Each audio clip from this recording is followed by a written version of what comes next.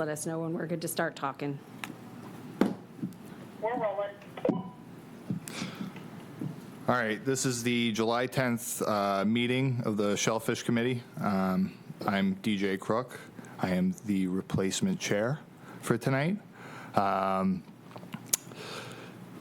else am I supposed to say? Oh, I'm just going to that. Okay. Just want to make a notice of recording. Please note that tonight's meeting is recorded and broadcast on the Town of Barnstable's Government Access Channel. And in accordance to the MGL Chapter 30A, S20, I must inquire whether anyone is taping this meeting, and if so, please make their presence known. No one. All right. First note, we will approve the meeting minutes from June 12th, 2024. Make a motion that we approve the minutes as stated for June 12, 2024. I'll second. I entertain the motion. All in favor, say aye. Aye. Motion approved. 2, I do not have any comments. 3, natural resources report. Okay, thank you guys for having me. We have our July year-to-date permit sales. Residents, we're a little bit behind from last year. Same with non-resident and resident senior. We're up a little bit in non-resident veteran permits, I think as a result of the BRAVE Act being passed, because they can go to any municipality and get a shellfish permit for the price of a resident permit. Slightly down in veteran senior. Way down in seasonal permits, but I think part of that is that a lot of people who have had seasonal permits in previous years just get a year-round permit now. So some permits were purchased at the prorated amount from last year, and so we're like, a little over $2,000 behind in year-to-date sales of shellfish permits than the year before. That being said, this all goes into the S account, which is used to purchase our shell stocks, fund our propagation staff, seasonal laborers, and all of our gear. So it is a healthy account. Can I ask a question? Yeah. You said shell stock comes from the S account? Yeah, and also from like that $100,000 that's dedicated annually by a previous town councilor just for shell stock. The S account. What comes from the S account, or how much from the S account is for shell stock? That I don't know the answer to. That's a Nina or a Liz question, because they're the ones that handle the budget. I don't do any of the purchasing of shellfish, and so that's not exclusively handled by me. Anybody else have any questions about that? Okay, so I will. Can we get that information? I think Nina usually does like a year budget visit to the committee, so I can see when she's planning on doing that, because I think also when she does make her appearance with the committee, it will be also to discuss looking at an updated cost of service analysis, because we're revisiting changing aquaculture annual fees, because $25 per acre per year is silly. So Friends of Barnstable Harbor pulled together money to hire somebody to do a finfish and shellfish assessment in Barnstable Harbor. His name is Owen Nichols. So just to let you guys know, in case you see them out there, they started this week and continuing for about a year, sampling a few days a month. Intertidal sampling will consist of beach seining. Subtidal vessel-based sampling will include short tows with a small net and bay scallop dredge, benthic grab samples, underwater video drops, and baited remote underwater video. They may also set some small box traps unbaited with small openings to avoid terrapin interactions, and make some remote cameras in partnership with shellfish farmers. I believe they're working with Tyler, I think. I talked to them a lot, too. Yeah, they mention you a lot as well. They do have all of the appropriate permits to be doing this, and there have been extensive discussions with the Friends of Barnstable Harbor, the understanding that this is a snapshot in time, and that whatever they get from these assessments should not be used to make management decisions that could be impactful to the wild fisheries.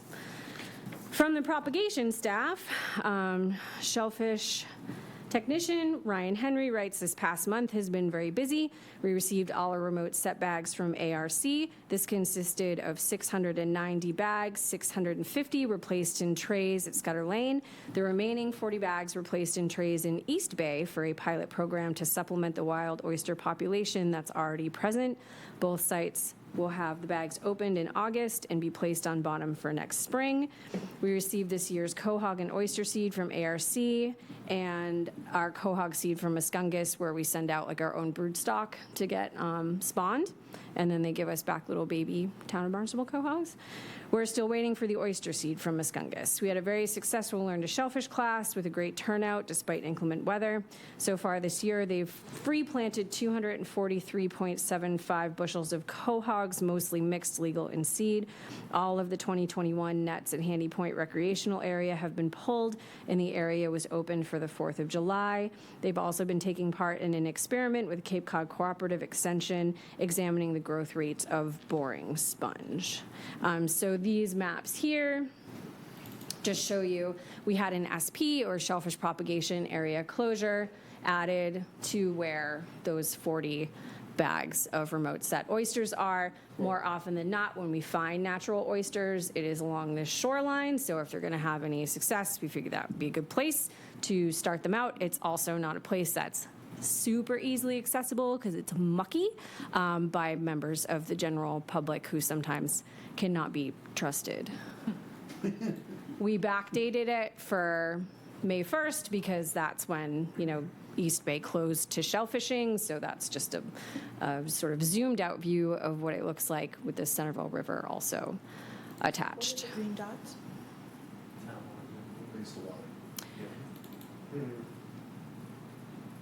Oh, yeah. Yep, those are town-recognized ways to water. Okay. So like places that are used as ways to water but are not designated would not show up on a map like this.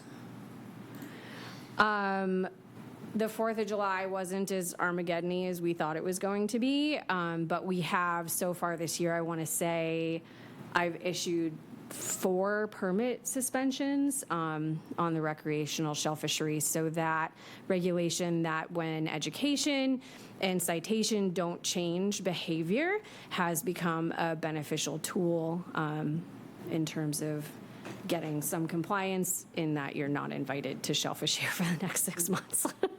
Is that hard to follow the rules, though? I saw some people out there at 4 in the morning. There were people who were shellfishing every single day of last week in spite of, Monday, Tuesday, and Friday not being shellfishing days, so. No, I understand that, but to get caught multiple times, you get a suspension. You said Oh. 4 suspensions, or?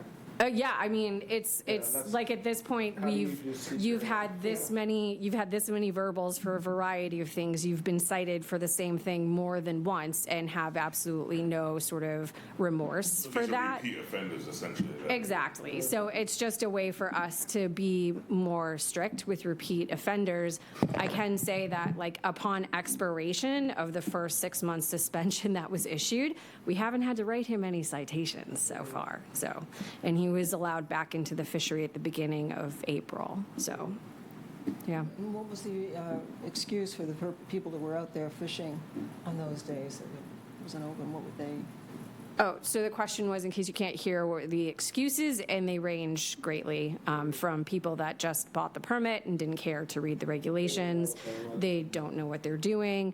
I would say 98% of the time, the mistakes are honest. It's when they're repeated and you've already given them that verbal feedback that you land yourself with a citation, and then there are people that just literally don't feel like the rules apply to them, and that's maybe 2% of our 3,000 recreational person shell fishery. So,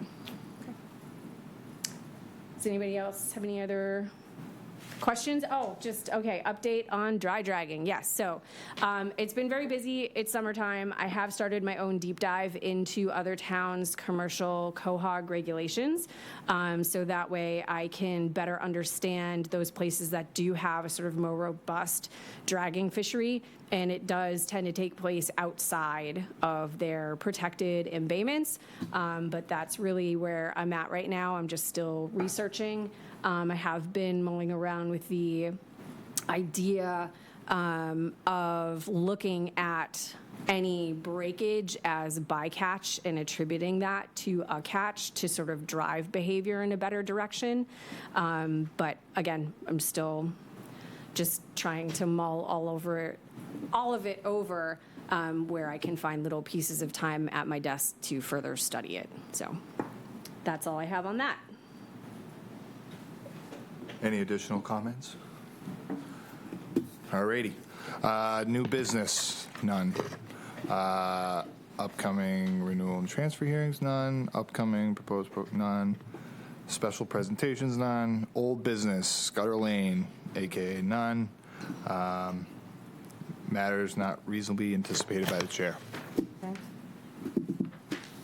Anything? No? All right. So then you would entertain A motion to adjourn. to adjourn the meeting. You have to make, I second that motion. yeah, somebody has Make a to. motion to adjourn the meeting. I second that motion. There we go. We will. All in favor, say aye. Aye. Nailed it. Good job, TJ. Yep. Thank you. Bing, bong, boom. Thank Done. you. Yeah? Yeah, so just off the cuff, you guys, because